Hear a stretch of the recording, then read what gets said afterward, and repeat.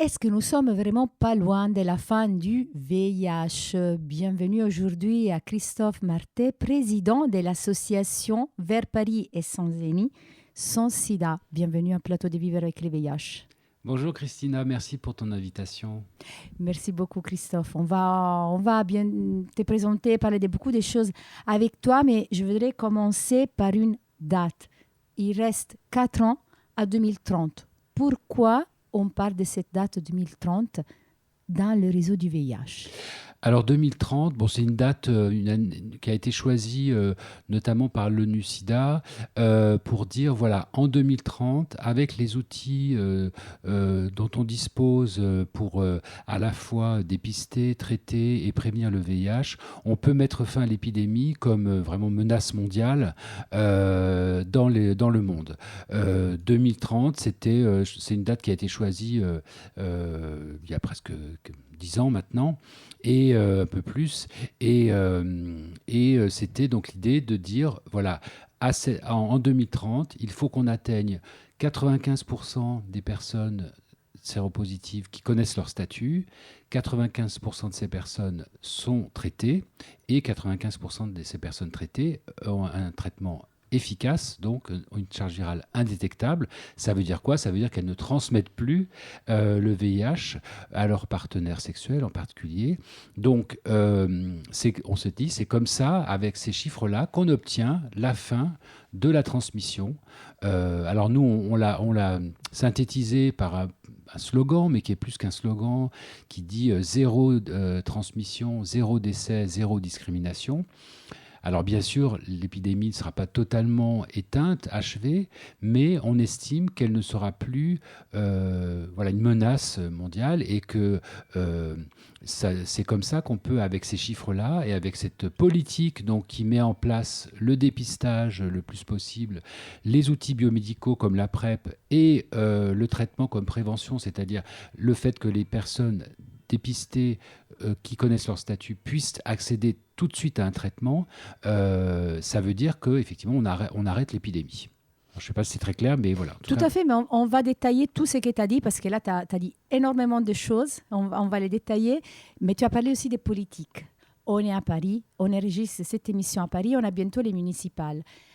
Est-ce que Vers Paris sans sida va demander un peu compte, vu que cette déclaration de Paris était faite justement dans cette ville? Bien sûr. Donc, il faut rappeler que c'est en 2014, effectivement, que la maire de Paris, Anne Hidalgo, a réuni l'ONU-SIDA, ONU Habitat, les villes sans sida, pour dire, voilà, pour lancer cette déclaration de Paris et dire les villes, les territoires ont un rôle à jouer dans cette réponse à l'épidémie, au VIH, et dans la fin de l'épidémie. Et voilà, on va lancer ce mouvement. Aujourd'hui, c'est un mouvement qui regroupe 550 villes dans le monde, et territoires. Et c'est aussi comme ça que grâce à France Lert, qui était la première présidente, enfin la deuxième présidente, mais bref, de Paris sans sida, et qui a fait un rapport qui a été remis à la maire, c'est comme ça qu'a été créé Vers Paris sans sida en 2016. Et oui, aujourd'hui, on a une étape charnière, puisque, comme tu l'as dit, il y a des élections municipales avec plusieurs listes qui se présentent. Alors, ce qu'on a fait, nous, c'est qu'on leur a présenté le plaidoyer interassociatif dont on va parler, ce qu'on a appelé Battante, qui était notre programme donc de plaidoyer à la fois associatif, mais aussi avec les scientifiques et les chercheurs, pour dire on peut mettre fin à l'épidémie, on a les moyens de le faire, on n'est pas loin du but, mais ça ne veut pas dire qu'il ne reste pas des challenges, qu'il ne reste pas des défis très importants à surmonter. Donc, on vous soumet ces questions, ce plaidoyer. Qu'est-ce que vous en dites? Là, on attend les réponses. Dans quelques jours, on aura les réponses. Oui, on a besoin d'une vraie volonté politique pour actuer des choses, pour mettre en pratique des outils qu'on connaît déjà. Absolument. En fait, on voit que le niveau local est très important. Bien sûr, il y a comme tu l'as dit, les actions politiques globales. Par exemple, clairement, quand le ministère de la Santé, en 2015-2016, décide de mettre à disposition la PrEP, donc le traitement préventif pour les personnes séronégatives qui veulent le rester, bien sûr que c'est majeur. C'est comme ça qu'on arrive à faire avancer les choses. Mais une fois qu'on a dit ça, et une fois qu'on a dit, voilà, la PrEP est prise en charge, il faut bien sûr que les personnes acceptent de la prendre, soient informées, etc. Et ça, c'est beaucoup au niveau local que ça se joue. C'est dans ce qu'on appelle le dernier kilomètre.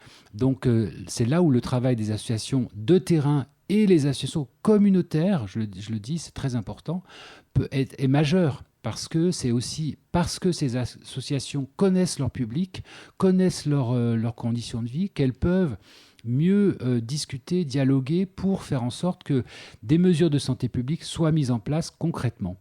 Et tu me fais penser, partir du local, c'est aussi une antidote au pessimisme. Je veux dire que si on raisonne au niveau international, on a de que vraiment se préoccuper. La situation au niveau global, on les connaît, on a parlé plusieurs fois à l'antenne de l'arrêt du PEPFAR, etc. On peut vraiment se sentir désemparé et qu'est-ce qu'on va faire? Mais si on agit localement, comme tu dis, on peut avoir des résultats immédiats, peut-être. Ah oui, et c'est ce qui a été montré d'ailleurs par Vers Paris sans sida. Quand en 2019, quand il y a des chiffres qui ont été publiés, il y avait une réduction forte des transmissions, notamment à Paris, parce que en particulier, la PrEP avait été largement diffusée auprès du public, alors en particulier gay ou HSH, qu'on dit, les hommes ayant des relations sexuelles avec les hommes. On voit quand même qu'en France, l'épidémie, elle régresse, même si le nombre de nouveaux cas est toujours plus ou moins le même. Quand même, on voit que dans certaines populations, en particulier les migrants, on en parlera peut-être, il y a des actions qui sont menées sur le dépistage, par exemple, en aller vers le dépistage communautaire, qui est vraiment très efficace, et on voit que ça donne des résultats. C'est vrai qu'on est souvent dans la revendication, dans la critique, dans ce qui est difficile, mais il faut aussi parfois, et c'est ce qu'on a voulu faire avec l'événement Battante, dont on va peut-être parler en novembre dernier, on voulait aussi célébrer les réussites. Parce qu'il ne s'agit pas d'être tout le temps dans la... Bien sûr qu'il faut critiquer, bien sûr qu'il faut demander plus, bien sûr qu'il faut revendiquer, et ça c'est très important quand on est une association, mais il faut aussi pouvoir se dire, on réussit des choses, on avance collectivement. Il ne s'agit pas de dire c'est grâce à Hidalgo, c'est grâce à Paris sans sida, le comité de famille ou quoi. Non, c'est collectivement qu'on arrive à avoir cette réponse, et ça c'est très important de le signaler aussi, de le dire. J'ai fait une aparté parce que tu viens de me faire appeler. J'ai vu une vidéo sur votre site, justement, où j'ai vu la célébration d'une personne qui retrouvait ses amis pour célébrer son indétectabilité.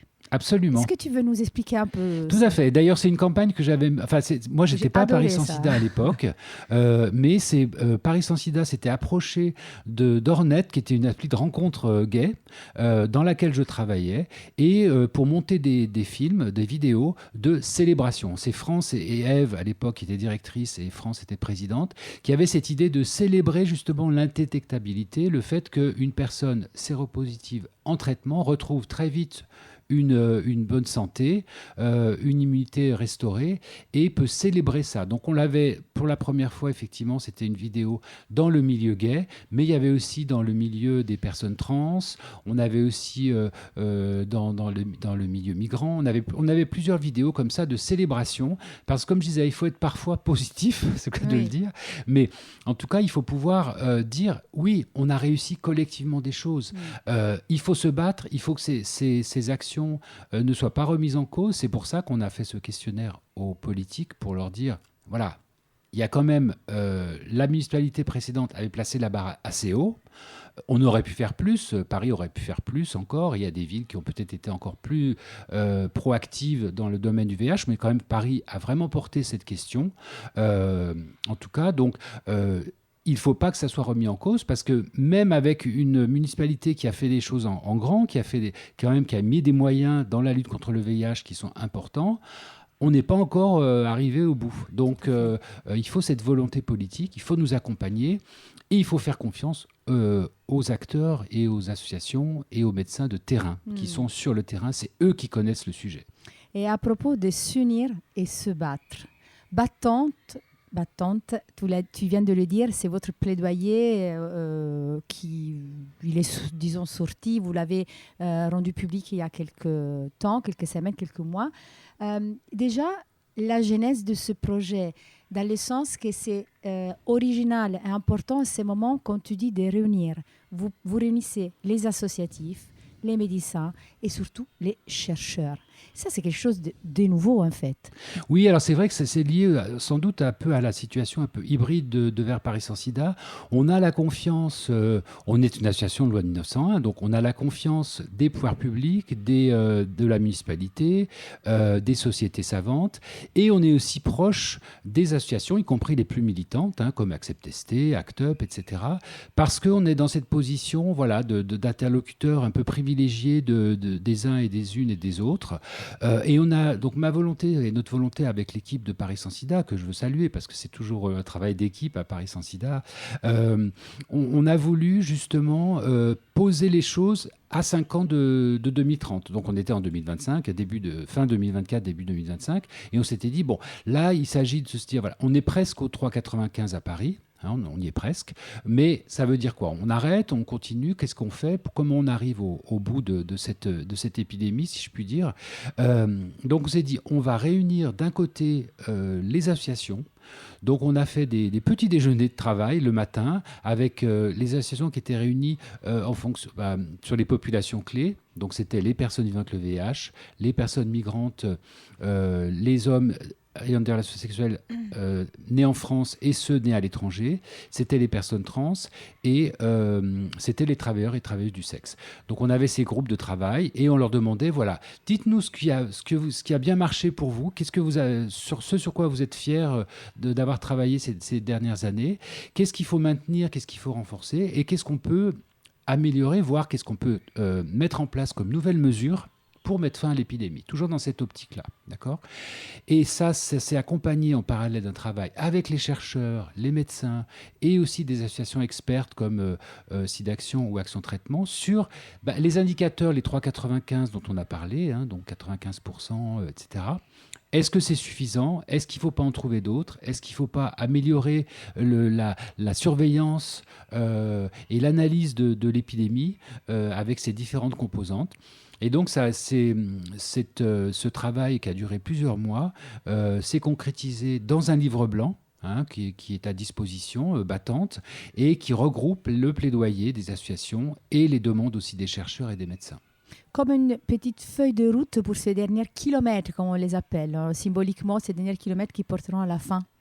Exactement, exactement. C'était, comme je l'ai dit tout à l'heure, à la fois pour célébrer, donc ce qu'on a voulu aussi dans ce livre, enfin dans cette édition, on a un cahier à la fin de ce guide, de cette édition, de cette brochure qui a grand format. On a voulu mettre en avant, en lumière, les associations et leur travail.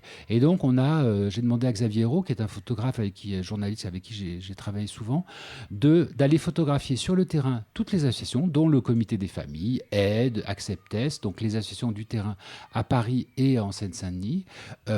Et donc, c'était aussi pour quand même valoriser leur travail et dire, tout ça, c'est lié quand même à des personnes qui sont salariés, mais aussi bénévoles, qui ont cette énergie dingue, qui ont cette volonté de mettre fin à l'épidémie, qui ont cette volonté de travailler auprès des populations clés, auprès des personnes vulnérables, dans des situations parfois difficiles. On le sait, le dépistage communautaire, quand il s'agit d'aller faire des maraudes, etc., c'est parfois dans des conditions difficiles. En plus, aujourd'hui, avec un climat sécuritaire qui est quand même pas terrible.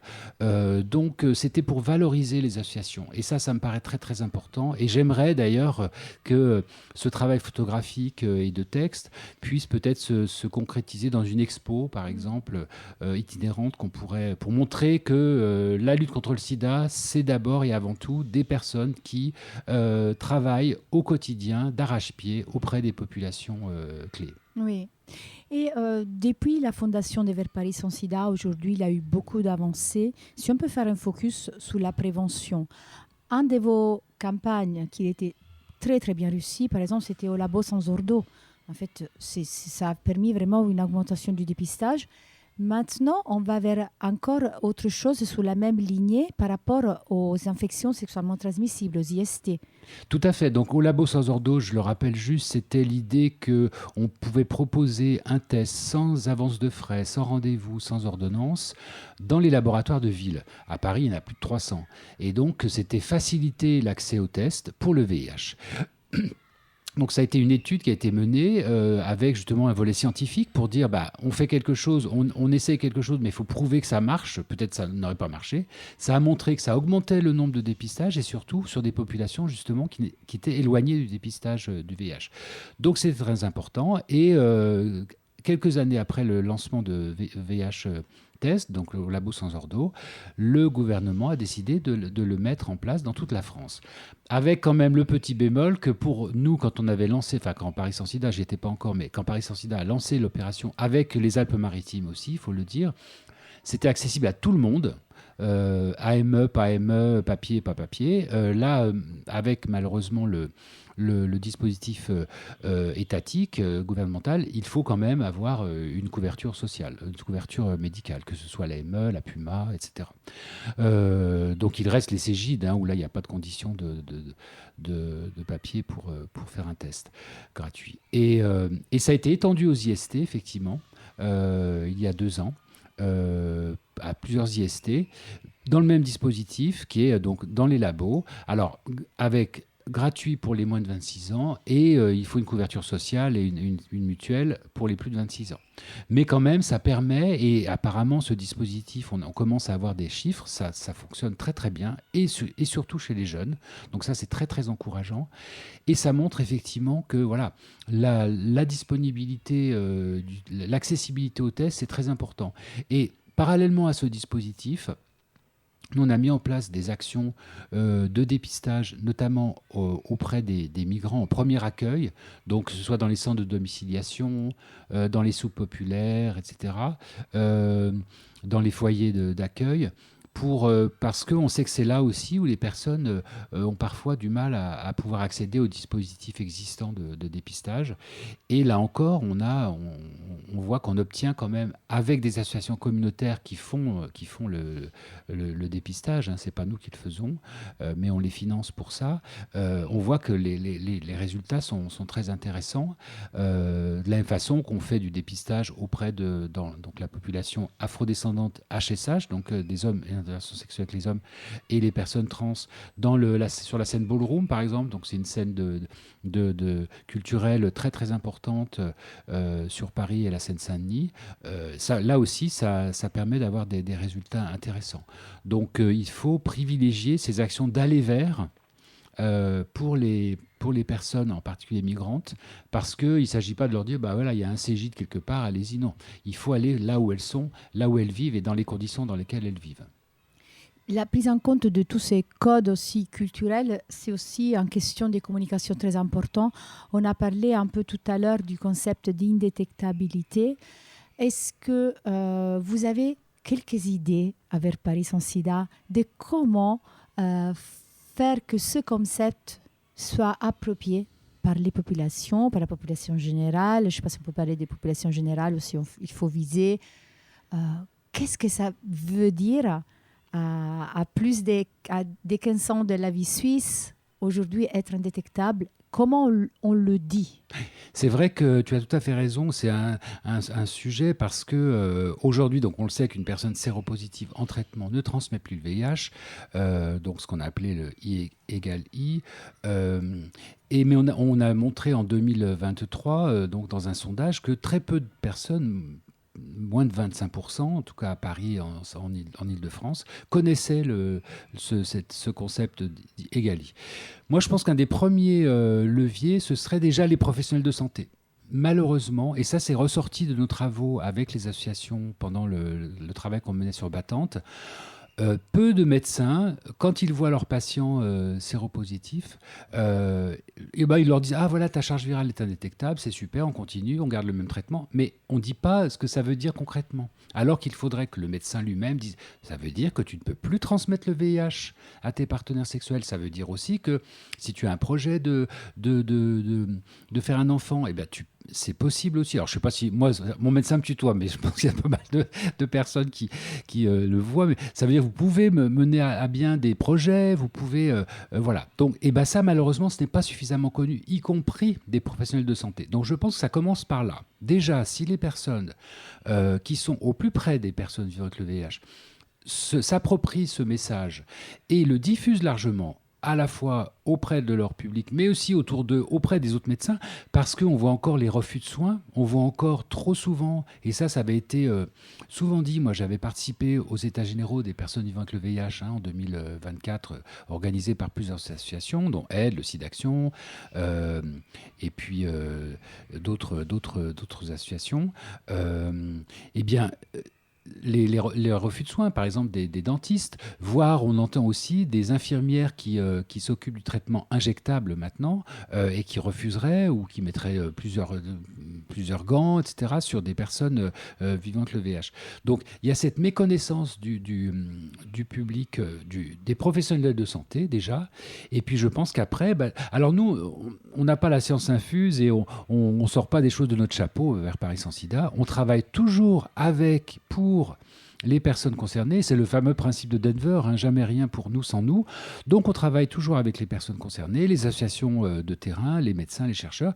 Donc c'est ça qu'on va essayer d'élaborer maintenant, quel type de message on peut diffuser pour faire passer ce message de l'intransmissibilité. Tu vois, même les mots sont difficiles à prononcer, pour dire que voilà, c'est aussi un levier puissant contre la sérophobie.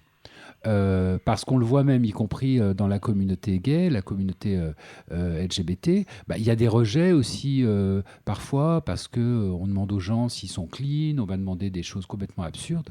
Il y a des représentations encore qui sont fausses sur les personnes séropositives. Tout à fait. Et tu as justement parlé des professionnels de santé, des plaidoyers spécifiques vers eux. Et je pense à toute la nouvelle génération d'infectiologues qui va arriver, aussi des médecins généralistes, mais en particulier, je pense à un outil très banal qui peut être très facile d'accès, mais que les professionnels de santé continuent à ne pas vraiment connaître, la prophylaxie pré-exposition, la PrEP. Vous avez aussi des idées de comment agir pour que la PrEP ça puisse vraiment se diffuser. On connaît l'efficacité aussi sur le public qu'avant on ne pensait pas du tout, les femmes en situation d'immigration, mais la PrEP elle n'est pas proposée pour elles. Alors c'est vrai que la PrEP, on a beaucoup travaillé dessus. Je sais que dans les premières années, c'était l'idée de financer des consultations PrEP dans certains hôpitaux. Après, on a tout un programme auprès des professionnels justement de santé avec des formations un peu express parce que les professionnels n'ont pas beaucoup de temps. Donc c'est Sophie Florence de l'Hôtel Dieu qui fait des formations un peu express sur les professionnels de santé.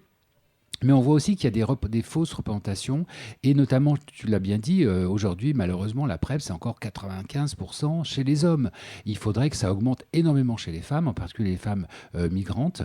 Et là, on a un travail qu'on va lancer avec, c'est Victoria Manda qui lance un essai Elle-PrEP, donc pour l'acceptation et la mise à disposition de la PrEP chez les femmes migrantes. Mais dans Battante, j'ai souhaité aussi interviewer des personnes, des associations, et je pense à Fatem Zahra oh là là, c'est mon âge, de l'association Icambéré, qui me disait qu'effectivement, parfois, elle discute avec des personnes qui viennent donc à l'association Icambéré. Je rappelle, Icambéré, c'est une association qui reçoit énormément de personnes afrodescendantes, enfin de migrantes, de femmes en particulier, et elles sont tout à fait éligibles à la PrEP. Elles le demandent. Pourquoi ? Parce qu'elles ont des doutes sur leur compagnon, ou parce que voilà, elles ont une vie sexuelle, etc. Et donc elle réfère à un médecin qui, à l'hôpital, leur dit « Mais madame, vous n'avez pas besoin de la PrEP, vous n'êtes pas en situation de prostitution. » Voilà, il y a encore des fausses croyances, des fausses idées, des idées reçues, voire peut-être même un peu du racisme ou quoi, sur les personnes migrantes. Donc là, il y a vraiment un énorme travail à faire. On espère bien sûr aussi que la PrEP injectable arrive le plus vite possible, parce que c'est aussi... pour les personnes, ça peut être difficile de prendre un traitement devant ses proches, etc., alors qu'on n'est pas soi-même malade, et comment expliquer, etc. Bon. Donc la PrEP reste encore un peu difficile à prendre. Et puis aussi, on espère pouvoir élargir la prescription de la PrEP à la demande, y compris chez les femmes. Parce qu'aujourd'hui, on sait que pour les femmes, c'est la PrEP en continu, c'est-à-dire on le prend tout le temps, tous les jours, etc. Alors que chez les hommes, chez les personnes trans, on peut avoir une PrEP à la demande, c'est-à-dire en fonction de sa sexualité, on peut la prendre à la demande. Donc, il faut faire en sorte que les personnes s'approprient le dispositif. Donc, nous, on a par exemple créé aussi des petites brochures en vraiment très simple, une image, un petit texte en français accessible à la lecture et à la compréhension, donc en FALC, vraiment très simple pour que les personnes migrantes s'approprient aussi les informations qui concernent la PrEP, donc qu'on essaie de diffuser au maximum auprès des associations communautaires. Oui, tout à fait. Et tu disais aussi, tu as parlé des nouveaux produits, des avancées thérapeutiques aussi, des préventions. Mais le problème, ça reste l'accessibilité de ces produits. Comment tu penses que ça peut... qu'est-ce qu'il faut faire? J'imagine plus de recherches. Là, je me suis un peu mélangée parce que j'ai beaucoup d'idées dans la Bien tête. sûr. Tu nous as dit beaucoup de choses par rapport, par exemple, à la PrEP, et l'accessibilité pour les femmes, que ça puisse devenir un peu plus facile, essayer de voir si la PrEP fonctionne aussi à la demande chez les femmes. Il faudrait plus de recherches par rapport à ça. Et vous, depuis le début, tu parles d'unir les chercheurs, les associatifs, les médecins. C'est là la clé, c'est essayer de se relier entre tous les acteurs pour qu'il y ait une réelle avancée. Bien sûr, alors c'est vrai, tu as raison, on essaie, je pense que c'est à ça on sert un peu, c'est-à-dire de pouvoir faire dialoguer parfois des gens. Alors ça peut être déjà au sein des associations elles-mêmes. Je sais qu'il y a beaucoup d'associations qui étaient très heureuses de pouvoir venir à ces réunions qu'on a organisées pour Battantes parce qu'elles se disaient on n'a pas trop le temps de le faire. Et parfois il y avait même des fausses représentations que certaines associations se faisaient sur d'autres associations. Donc ça leur a permis aussi parfois de se dire tiens, on peut travailler ensemble sur ce sujet. Je ne savais pas que tu faisais ça. Très bien, donc faisons-le. Des choses vraiment, moi j'aime bien le truc concret, hein. On ne part pas dans les tours. Et sur la PrEP, il faut simplifier le parcours, il faut alléger le parcours. C'est vrai que c'est quand même des modalités qui restent quand même assez lourdes, hein. Donc pouvoir effectivement simplifier le parcours, faire en sorte que ça s'adapte aux personnes, encore une fois, que ce ne soit pas les personnes qui doivent s'adapter à la PrEP, mais l'inverse. Donc ça passe aussi bien sûr par ce que je disais, de la communication adaptée, l'accès donc plus simple à la PrEP, des modalités qui s'adaptent aux personnes, parce que dans la communauté gay bien insérée à Paris, c'était relativement facile d'avoir un médecin, de pouvoir suivre sa PrEP, etc. On voit bien que pour les migrants et les femmes migrantes en particulier, qui sont dans des conditions de vie difficiles, parfois dans des déserts médicaux, il faut pouvoir s'adapter à ça et développer aussi quand même, ça c'est ressorti pas mal des concertations, une offre globale de santé, une offre en santé sexuelle finalement, même si pour nous la priorité reste le VIH, il faut pouvoir parler aux gens en fonction de leur situation, donc de leur santé sexuelle au global, et leur proposer, parce que si on va leur dire VIH tout de suite, elles ne vont pas comprendre, elles ne vont pas forcément être sensibilisées à ça. Par contre, si on leur parle de leur sexualité, de la santé sexuelle, là, on va pouvoir accrocher des personnes et leur proposer après l'offre de prévention la mieux adaptée. Oui, tout à fait. Et du coup, l'idée, c'est pas de banaliser les VIH, parce qu'en ces moments, avec beaucoup de changements qu'il a eu, il y a eu un peu la peur que le VIH devienne quelque chose d'invisible, d'indétectable pour de vrai, oui, d'invisible dans la société. C'est vrai. Mais non, c'est un autre visage qu'on veut donner à ça. C'est ça, c'est vraiment de dire, aujourd'hui, on a les moyens, on a tous les moyens à notre disposition. Et alors, moi, en tant que personne séropo, bien sûr, quand j'ai fait le test il y a 40 ans, 85, bien sûr, à l'époque, on était impuissants, il n'y avait rien, il n'y avait pas de traitement, on ne savait pas vraiment même de quoi on parlait quand on parlait de VIH, on n'avait pas encore toutes les données. Aujourd'hui, on n'est plus du tout, moi je dis souvent, on n'est plus du tout dans la même épidémie. Ça n'enlève pas le fait qu'on a vécu des drames, que moi, chaque fois que j'en parle, je suis ému parce que, bien sûr, il y a toutes les personnes qui sont mortes, etc. Aujourd'hui, c'est plus du tout la même chose. Apprendre sa séropositivité aujourd'hui, je ne dis pas que c'est la meilleure nouvelle de la journée, mais en même temps, on va tout de suite savoir quoi faire. Il ne s'agit pas de laisser les personnes comme ça avec cette annonce. Au contraire, on va tout de suite pouvoir leur dire madame, monsieur, vous allez rentrer dans un parcours de soins, vous allez pouvoir bénéficier d'un traitement. Ce traitement va changer le cours de l'histoire pour vous, de votre parcours. Dans 6 semaines, en gros, vous serez indétectable. Ça veut dire que le virus n'aura plus d'effet délétère sur votre organisme. Et surtout, ça veut dire que votre vie va reprendre normalement. Vous allez pouvoir faire des projets, etc. Et surtout, au niveau global, ça permet de dire, ben voilà, on a cette réponse thérapeutique, mais qui n'est pas que thérapeutique, parce qu'on voit bien que toutes les associations, et je le dis au comité des familles, mais ça vaut pour toutes les associations, elles ont un travail énorme en termes social. Donc, quelque part, voilà, la personne, elle va être accompagnée aussi. Si elle a des difficultés de logement, si elle a des difficultés d'accès au travail. Alors, bien sûr, les associations n'ont pas de baguette magique, et on voit bien qu'aujourd'hui, la précarité s'aggrave. Et donc, ça aggrave aussi pour les personnes qui vivent avec le VIH. Mais en tout cas, les personnes suivies, accompagnées, vont pouvoir bénéficier quand même d'un accompagnement, justement par les associations, qui va être majeur aussi. Donc, il faut aujourd'hui connaître, je pense que c'est très important, connaître son statut. Et puis, on peut en parler. Et puis, on a autour de soi des personnes qui peuvent justement vous accompagner. Donc, cette annonce, elle est importante parce qu'on va pouvoir faire quelque chose. Alors qu'avant, on était dans la non-connaissance et parfois, ça peut poser des problèmes pour soi et pour les autres. Oui, tout à fait. Christophe, je t'ai présenté comme président de Vers Paris sans sida. Mais avant, tu étais où ? Alors, moi, juste pour me présenter, je suis un homme blanc, cisgenre, de 67 ans. On commence à la fin à te présenter, effectivement. Je vais les faire au début, mais là... Non, il n'y a pas de problème.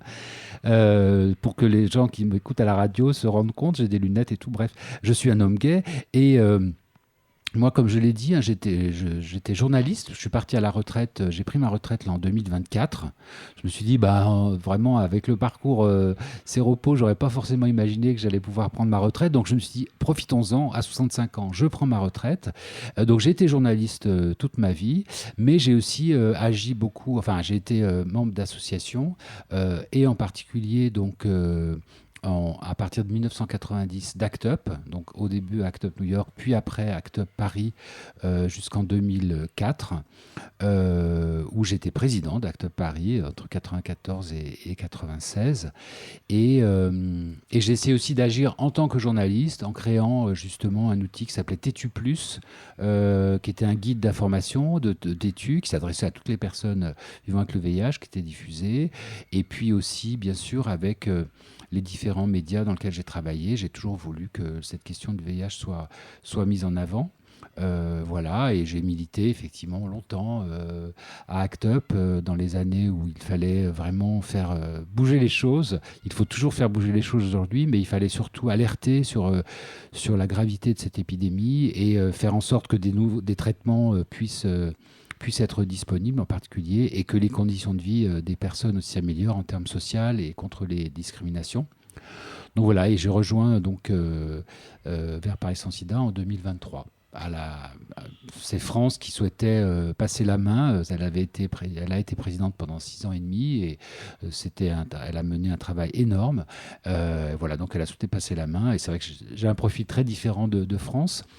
Mais c'était important aussi qu'une personne vivant avec le VIH puisse aussi porter cette association qui est vraiment une belle association et qui fait un travail vraiment très important. Oui.